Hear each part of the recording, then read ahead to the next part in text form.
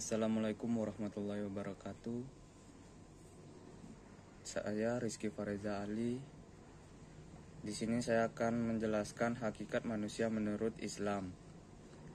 Hakikat manusia adalah makhluk yang memiliki tenaga supaya dapat menggerakkan hidupnya untuk memenuhi kebutuhannya.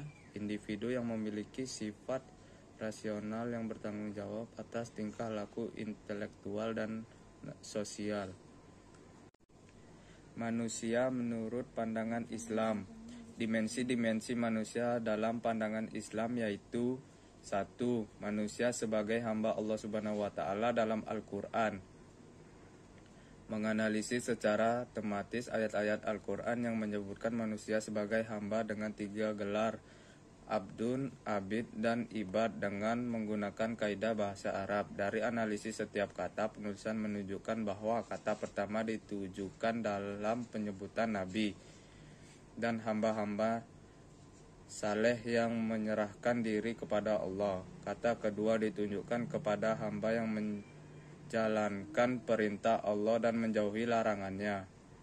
Kata yang ketiga ditujukan kepada orang-orang yang mencapai tingkat pengabdian tertinggi dengan karakter memiliki hati yang tenang, kesadaran dari akan hakikatnya sebagai seorang hamba dan akan membawa manusia pada taraf menjadikan ibadah tidak hanya menjaga ikatan dengan Tuhan tetapi juga menjaga ikatannya dengan sesama makhluk dalam setiap interaksinya.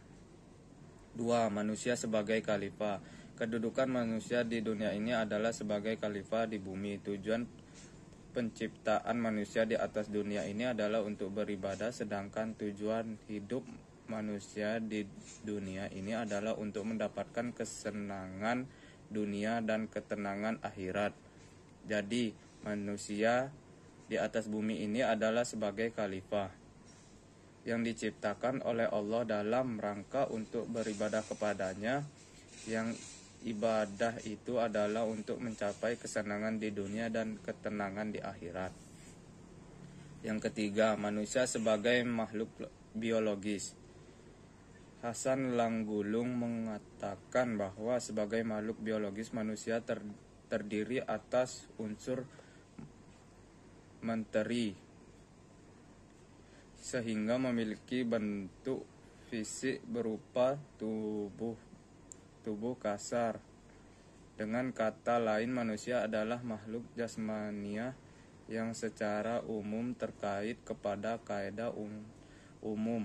Makhluk biologis seperti berkembang baik, mengalami fase pertumbuhan dan perkembangan, serta memerlukan makanan untuk hidup dan pada akhirnya mengalami kematian. Wujud hakikat manusia. 1. Ada kemampuan menyadari diri. 2. Kemampuan berinteraksi. 3. Kata hati. 4. Tanggung jawab. 5. Rasa kebebasan. 6. Kewajiban dan hak. 7. Kemampuan menghayati kebahagiaan. Pertumbuhan dan perkembangan manusia. Kesimpulan yang dimaksud dengan pertumbuhan adalah perubahan-perubahan yang terjadi pada tubuh atau raga seperti penambahan berat dan tinggi badan, pertumbuhan fungsi jantung, paru-paru, dan lainnya. Pertumbuhan badan mengalami peningkatan menetap dan selanjutnya sesuai dengan bertambahnya umur seseorang menurun kembali. Misalnya, dari merangkak, seorang bayi kemudian bisa berjalan dan pada masa tuanya hanya mampu merangkak. Potensi manusia. Berbeda dengan makhluk lainnya, manusia adalah ciptaan Allah Subhanahu wa taala yang paling potensial. Artinya potensial yang dibedakan oleh Allah untuk manusia sangatlah lengkap dan sempurna. Hal ini menyebabkan manusia mampu mengembangkan dirinya melalui potensi-potensi tersebut. Secara fisik manusia terus tumbuh, secara mental manusia terus berkembang, mengalami kematangan dan perubahan. Sekian dari saya. Wassalamualaikum warahmatullahi wabarakatuh.